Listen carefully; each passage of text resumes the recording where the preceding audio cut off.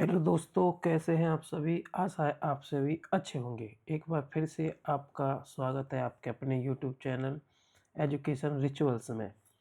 तो बेसिकली जैसे कि हम कल पढ़ चुके हैं पिछली वीडियोस में कि हिंदी साहित्य का आदिकाल का नामकरण और सीमा कैसे कैसे निर्धारित हुई। रामचंद्र सिंह जी ने इसे वीर गाथा काल कहा और उसके बाद में चंद्र शर्मा गुलेरी जी ने और धीरेन्द्र वर्मा जी ने इसे अपभ्रंश काल कहा।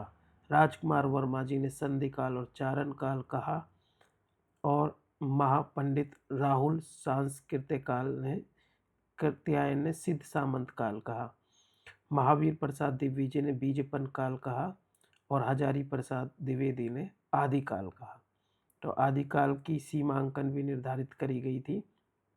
आदिकाल की सीमांकन अलग अलग, जैसे आचार्य शुक्ल ने इसका आरंभ 1050 से संवत से 1350 संवत तक बोला। तो एंड में हमने सीमा का जो निर्धारण किया वो 1000 से 1400 ईस्वी तक कर लिया। उसके बाद में हमने काल विभाजन के मध्यकाल किया, आधुनिक काल, छायावाद काल, छायात्तर काल के बारे में भी डिस्कशन किया था। अब हम बात करेंगे आदिकाल का जो परिवेश है वो कैसा रहा है। जो आदिकाल है उसका जो परिवेश है वो कैसा है उसके बारे में हम पढ़ेंगे। आदिकाल परिवेश।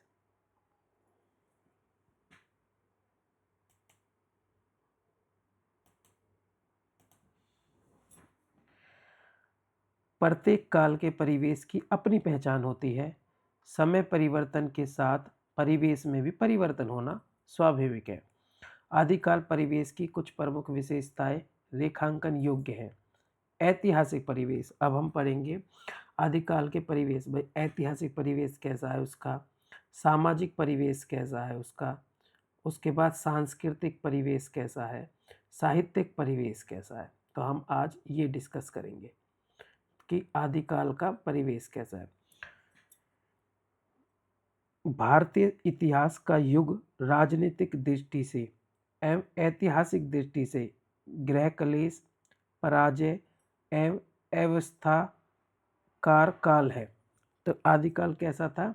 इसमें गृह क्लेश थी, आपस में राजा रजवाड़े लड़ते रहते थे और पराजय भी हुई है इसमें, जैसे पृथ्वीराज चौहान की पराजय, ठीक है, विदेशी आक्रमण होते रहे इसमें। एक और तो इस युग का क्षितिज विदेशी आक्रमणों के भयावह मेघों में आच्छादित रहा। दूसरी ओर रजवाड़ों की पारस्परिक भीतरी कलह घुन की तरह इसे खोखला करती रही। हर्षवर्धन की मृत्यु के पश्चात भारत की संगठित सत्ता चूर चूर हो गई। तो हर्षवर्धन जो थे, हर्ष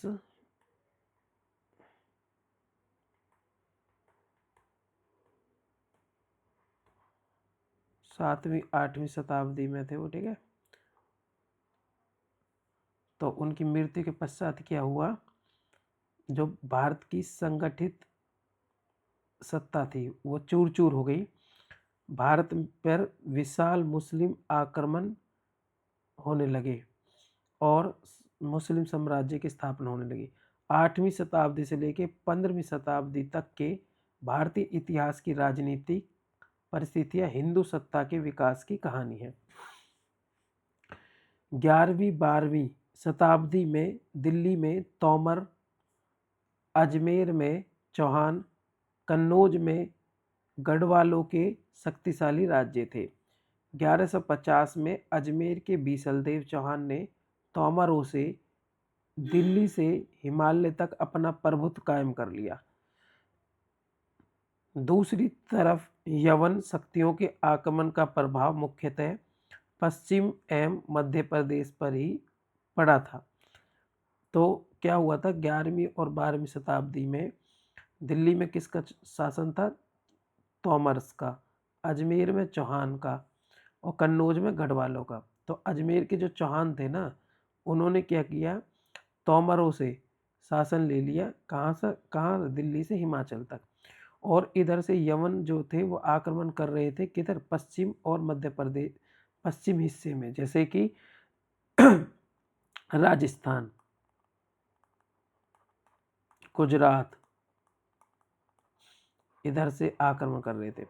इस क्षेत्र की जनता युद्धों तथा अधिकारियों के अत्याचारों से पीड़ित थी। इस क्षेत्र में हिंदी भाषा का विकास हो रहा था। इस प्रकार इस काल का समस्त हिंदी साहित्य आक्रमण तथा युद्ध के प्रभावों का मन स्थिति का परिणाम रहा। कहने का मतलब क्या है, उसका ऐतिहासिक काल का रहा है। उस टाइम गृह क्लेश थी, पराजय थी, मतलब कि आक्रमण थे। और उसी समय यहाँ पर क्या है, राजस्थान में, मध्य प्रदेश में, इधर का हिंदी का विकास हो रहा था। तो जब ऐसे समय में हिंदी का विकास हो रहा था, उसका इतिहास, उसकी जो रचनाई पे भी क्या हुआ, इन सब का असर आने लगा है। और उनमें किसकी बातें होने लगी, युद्धों की ही बातें होने लगी ज़्यादातर। ठीक है। आदिकाल युग में चारों तरफ युद्धों का ही बोलबाला था, इसलिए जीवन में कहीं भी संतुलन तथा शांति के दर्शन नहीं होते। इसी समय मोहम्मद गौरी ने भारत जीतने की लालसा से भारत पर अनेक आक्रमण किए।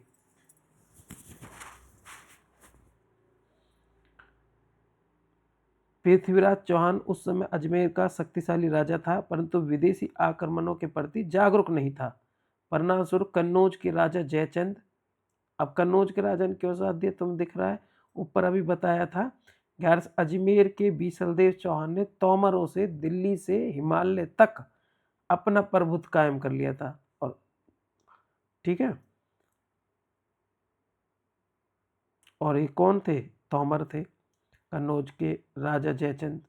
तो उसने क्या किया, मोहम्मद गौरी का साथ दिया, किसको हराने के लिए, पृथ्वीराज चौहान को हराने के लिए।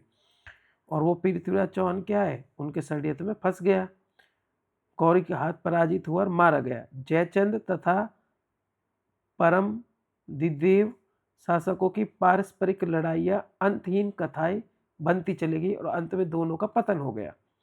दिल्ली में तुर्क सल्तनत की स्थापना हुई और धीरे धीरे उस विकास तथा विस्तार होता चला गया। अराजकता, गृह क्लेश, विद्रोह, आक्रमण, युद्धों के वातावरण में यदि एक कवि आध्यात्मिक जीवन की बातें करता था तो दूसरा मरते मरते भी जीवन रस भोगना चाहता था। और एक कवि ऐसा भी था जो तलवार के गीत गर्व से जीना चाहता था। मतलब कैसे कैसे कवि थे उस टाइम, एक तो मतलब कि आध्यात्मिक बातें करने लगे युद्धों के समय,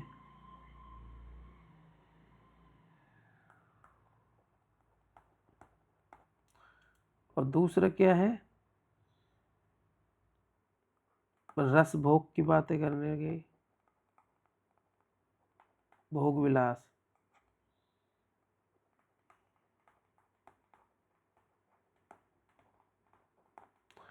और तीसरा क्या है, वीर रस की बातें करने लगे। यद्यपि इस युग में विरोध करने वाले भी सर्वत्र थे, परंतु फिर भी मुस्लिम ध्वज प्राय समस्त उत्तरी भारत में फहराने लगा।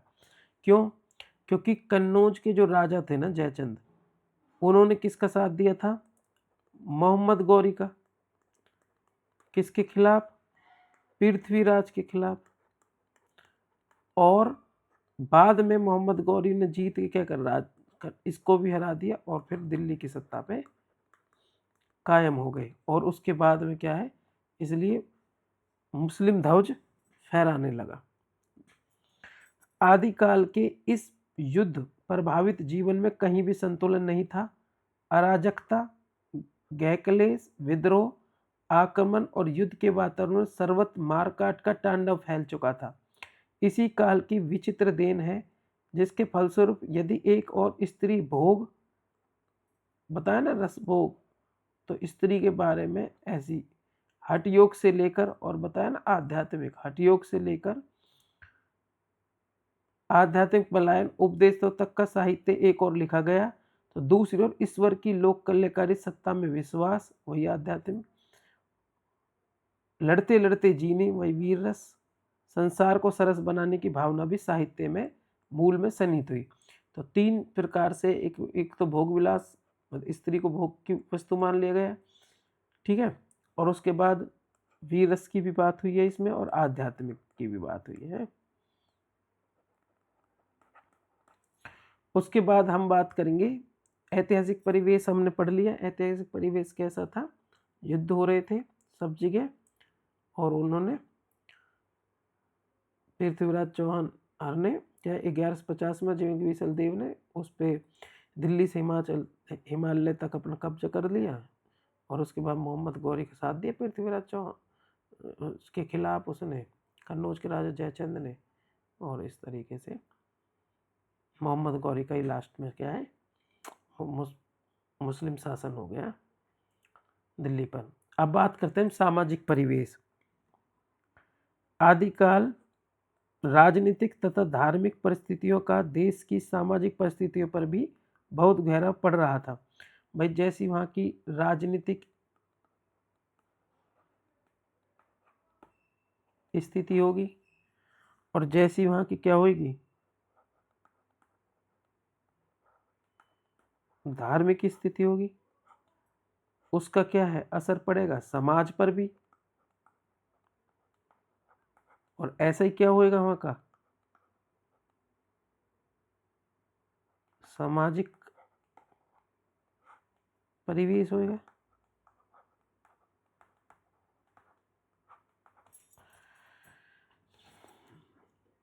जाति व्यवस्था गुण कर्म के आधार पर नहीं कर वर्ण के आधार पर निरूपित होगी। यहाँ पर ध्यान देना पाए, जो आदिकाल में क्या हुआ, समाज की जो व्यवस्था थी, जो जाति व्यवस्था थी, जो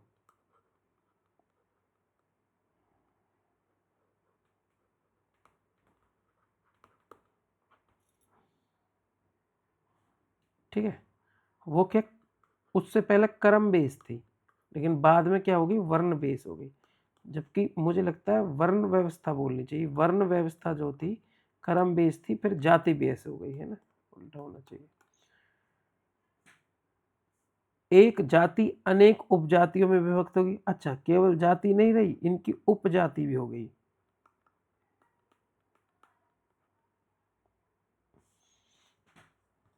अल बरूनी ने कहा, अब देखो उन्होंने क्या बोला है, हिंदुओं को इस बात की इच्छा नहीं होती कि जो वस्तु एक बार भ्रष्ट हो गई है उसे शुद्ध करके फिर ले ले।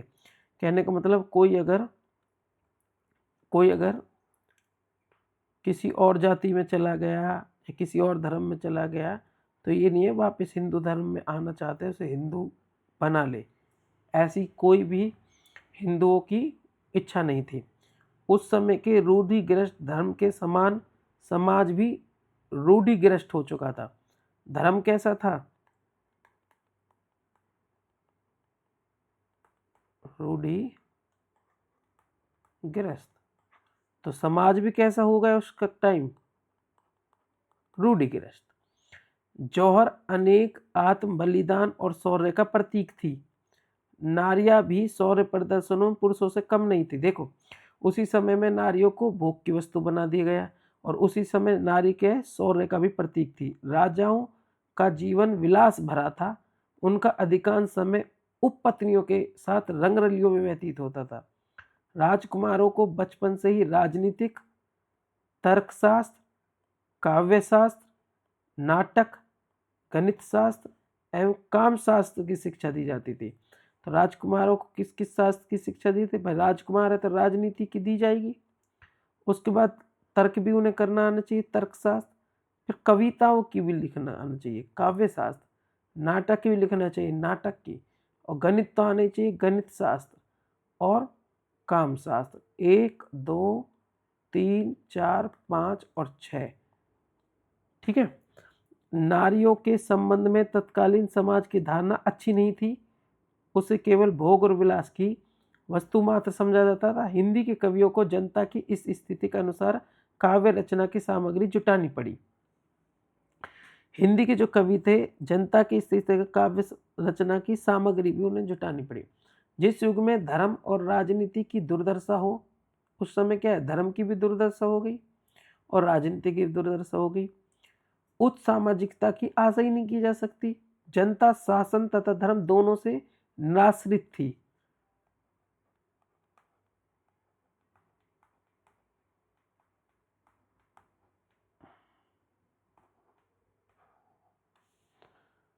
जनता भय तथा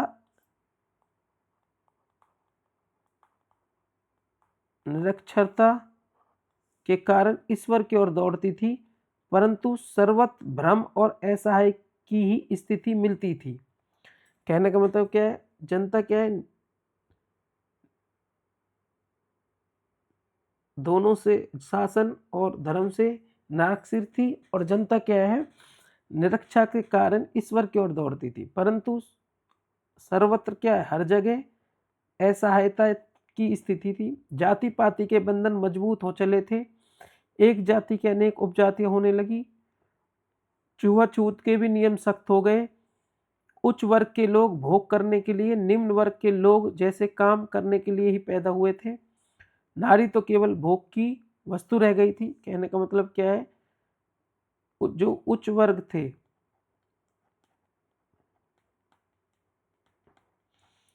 निम्न वर्ग पे काम करवाते थे, और जो नारी थी, जहां शौर्य भी दिखाया नारी ने, वहां सिर्फ भोग की वस्तु रह गई थी। उसे खरीदार बेचा भी जाने लगा। ये क्या आदिकाल के समय है। सामान्य जन के लिए सुरक्षा शिक्षा की कोई व्यवस्था ही नहीं थी। सती प्रथा भी उस समय के समाज का एक भयंकर अभिशाप थी। अनेक प्रकार के अंधविश्वासों ने इस समाज को जकड़ लिया था। उस समय सर्वत्र वीरता और वंश कुलीनता का बोलबाला था। कहने का मतलब क्या था, इसमें जो वंश कुलीनता का बोलबाला था। वीरता और आत्म बलिदान राजपूत की विशेषता तो थी। स्वयंवर प्रथा उस युग की खास पहचान थी। राजपूत दृढ़ प्रतिज्ञ, स्वाभिभक्त, ईमानदार, कूटनीतिक, दूरदर्शी थे, परंतु उनमें भोग विलास के प्रति भी खूब आसक्ति थी। राजाओं का जीवन भी विलास प्रिय था। नपति वर्ग का अधिकांश समय अंतपुर में महिषियों, उपपतियों, रक्षितियों के संग रंग रंगलियों में बीतता था। राजा बहुपति थे। प्रसिद्ध धर्मशास्त्रीय ग्रंथ मिताक्षरा। तो धर्मशास्त्रीय ग्रंथ कौन सा,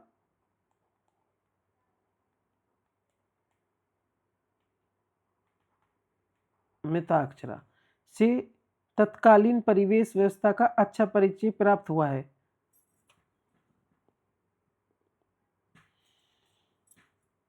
परिवार सम्मिलित, पितृसत्तात्मक, पितृस्थानीय था। परिवार कैसा था, सम्मिलित था, मतलब इकट्ठा था। पितृसत्तात्मक था, पिताजी मुखिया होते थे। पितृ स्थानीय था, उसमें सदस्यों की संख्या पर्याप्त रहती थी। उनके धार्मिक, सामाजिक और आर्थिक कर्तव्य निर्धारित कर दिए गए थे। स्मृतियों में वर्णित ब्रह्म, देव, आर्य, प्रजापत्य, गांधर्व, आसुर, पिशाच, राक्षस 8 प्रकार के विवाह सैद्धांतिक दृष्टि से मान्य थे, किंतु व्यवहारिक दृष्टि से ब्रह्म विवाह का ही अधिक प्रचार था। क्षत्रियों में राक्षस और गांधर्व विवाह अवश्य प्रचलित थे। निम्न वर्णों में आसुर विवाह की प्रथा थी। स्वयंवर की प्रथा राजपूतों तक ही सीमित रह गई थी। मुसलमानी आक्रमण के पश्चात बाल विवाह भी प्रचलित हो गया था। विलासिता की प्रवृत्ति बढ़ने, यवन, शक, हुनादि के, जिसमें स्त्री का बहुत ऊंचा स्थान नहीं था, संपर्क में आने के कारण बाल विवाह की प्रथा को बल मिला। क्या है, बाल विवाह थे नहीं, लेकिन जब मुसलमानों के आक्रमण हुए, जो क्या है, ये स्त्री को ऊंचा स्थान नहीं देते थे, और ये तो भोग ही समझते हैं, इसलिए, और खास करके दूसरे धर्म की स्त्रियों को, तो इसलिए उनसे बचाने के लिए बाल विवाह होने लगे। विधवा विवाह करना निषेध था। समाज के विभिन्न वर्गों के विविध प्रकार के उत्सवों, वस्त्रों प्रति प्रेम प्रचलित था। आखेट, मल्लयुद्ध, घुड़सवारी, द्रुतक्रीड़ा, संगीत, नृत्य आदि मनोरंजन के साधन थे। कवियों का विशेष आदर था। क्षत्रियों में मदिरापान, भांग, अफीम खाने का प्रचलन था। इस काल का जीवन क्रम उस समय की वस्तु मूर्ति कलाओं में भली भांति प्रतिबिंबित होता है। जैन मत के गिरिनार, आबू, वैष्णव, शाक्तों के खजुराहो, भुवनेश्वर और पुरी के मंदिरों की अद्भुत कला के माध्यम से तत्कालीन जीवन की विविधतापूर्ण प्रेरणा स्पष्ट होती है। तो अभी हमने क्या किया है, हमने आदिकाल का परिवेश पढ़ा है। परिवेश में ऐतिहासिक परिवेश पढ़ा कि इसमें क्या थे युद्ध हो रहे थे, हर जगह पे गृह क्लेश चल रहा था। लेकिन उस टाइम में क्या था, जो स्त्रियां थी वो शौर्य भी दिखा रही थी।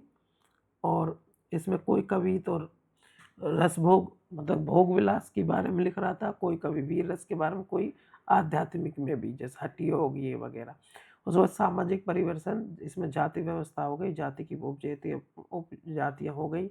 इसमें क्या होने लग गया, स्त्री को भोग की वस्तु माने जाने लगा। और राजकुमार जो थे उनको 6 जो सब्जेक्ट थे उनकी पढ़ाई कराने लग गए। और उसके बाद सब तक भ्रम था। और धर्म और राजनीति की दृष्टि से मतलब कि उस सामाजिक नहीं की जा सकती थी। और इसलिए यहाँ उस समय में क्या था,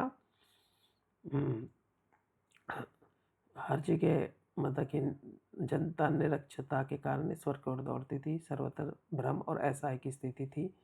और नारी यहाँ पर भी भोग की वस्तु मानी गई। और इसमें इस टाइम यहाँ पर अंधविश्वास थे और सती प्रथा भी थी इस टाइम, और वंशकुलीनता का बोलबाला था।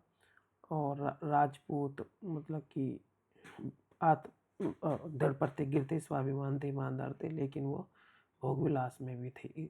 और उस समय अलग प्रकार से विवाह होते थे। और जो कि मैंने अभी बता दिया गया है, तो फिर मुसलमानों का आक्रमण के कारण बाल विवाह शुरू हो गए थे। और इस कवि का विशेष आदर था। और मदिरा, भांग, अफीम खाने का प्रचलन था। जीवन क्रम उस समय वस्तु मूर्ति कलाओं भली भांति प्रतिबिंब था। जैन मत के जीवन ये गिरिनार तथा आबू के वैष्णव एवं शाक्तों के खजुराहो, भुवनेश्वर पुरी के मंदिर के अद्भुत कला थी। तो नेक्स्ट वीडियो में हम सांस्कृतिक परिवेश और साहित्यिक परिवेश पढ़ेंगे। धन्यवाद।